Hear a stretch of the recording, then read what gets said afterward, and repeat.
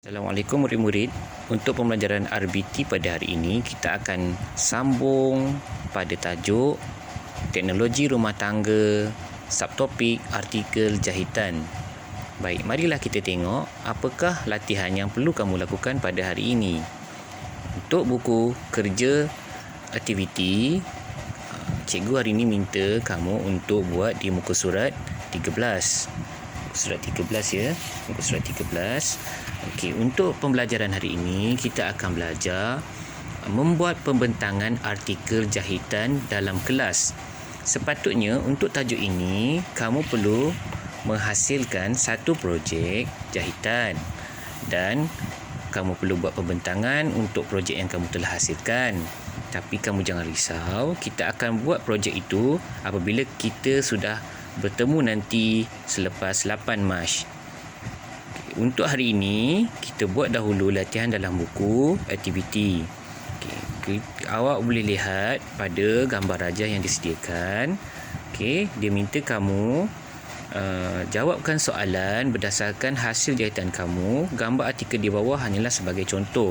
Tidak mengapa, kita boleh gunakan gambar ini andaikan sebagai ini adalah projek kamu. Baik, mari kita lihat nombor 1. Apakah fungsi artikel jahitan yang telah dihasilkan? Cuba awak lihat. Apakah fungsi ini? Jika kamu fikir ini ialah sebuah beg, tuliskan ia ialah sebuah beg. Contohnya, jika kamu fikir ia ialah sebuah sarung wang, kantung wang, tuliskan sebagai kantung wang. Yang kedua, namakan jahitan yang digunakan untuk menghiasi artikel ini. Kalau kamu boleh lihat, yang bintik-bintik di tepi ini adalah jahitan yang digunakan. Masih ingat lagi tak beberapa mata jahitan yang kita belajar? Jika lupa, cikgu rasa semua sudah ada buku teks di rumah. Buka pada muka surat 4 dan 5. Kamu boleh tengok gambar ni.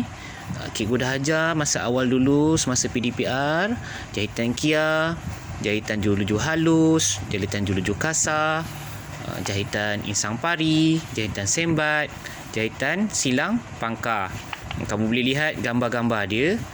Cuba tengok, berbandingkan dengan gambar ini dan gambar di setiap mata jahitan, manakah yang menyerupai jahitan di sini? Tuliskan nama mata jahitan yang digunakan di sini.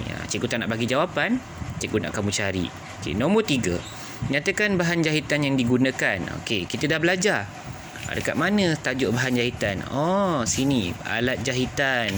Ini alat jahitan. Nyatakan apakah alat jahitan yang kita telah gunakan, apakah bahan-bahan. Kita boleh selak satu-satu. Contohnya bahan apa dekat sini kita guna? Fabrik. Tulis fabrik tu kain ya murid-murid. Kemudian nombor 4.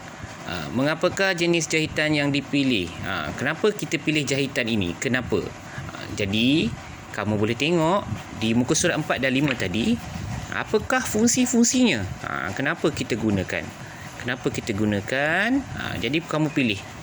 Kamu tengok tadi, nombor 2, kamu katakan mata jahitan apa?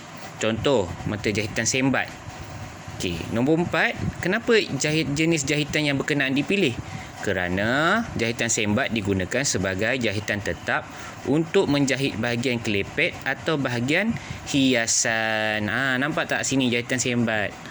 Jahitan sembat nak jahit di bahagian kelepet dan digunakan untuk jahit di tepi ni untuk menyambungkan dua fabrik ini. Nombor 5. Pada pendapat kamu, bagaimana untuk jadikan artikel ini lebih menarik? Yang soalan ini cikgu nak kamu gunakan kreativiti kamu, gunakan kemahiran berfikir kamu untuk kamu berikan jawapannya. Apakah idea yang kita boleh tambah di artikel ini untuk jadikan dia lebih menarik? Itu untuk muka surat 13. Satu lagi hari ini adalah muka surat 14. Cikgu rasa ini sangat senang. Nombor A, huruf A, mata jahitan tangan. Dia minta 4 sahaja. Yang kita belajar 6. Jadi, pilih daripada 6 tu 4 yang kamu boleh letakkan nama sahaja. Mudah sangat. Nama sahaja. Nama 4 tadi. Ada jahitan jeluju halus, jahitan jeluju kasar, jahitan kia, jahitan sembat, jahitan insang pari, jahitan silang pangkah. Ada 6. Tuliskan 4 sahaja. Okey, yang B, namakan alat jahitan yang digunakan berdasarkan pernyataan berikut. Okey, nombor 1. Guna untuk menyemat 2 keping fabrik sebelum dijahit. Apakah alat jahitan yang digunakan? Yang kedua, digunakan bersama benang untuk menjahit artikel jahitan. Apa yang digunakan bersama benang? Cikgu rasa ramai tahu. Meretas dan menanggalkan mata jahitan. Apa itu meretas? Meretas tu kita tanggalkan, kita potong mata jahitan tu. Cikgu rasa jawapannya ada di buku teks. Muka surat 7, muka surat 8. Muka surat 7, muka surat 8 dan muka surat 9. Yang ni cikgu nak kamu ulang kaji semula.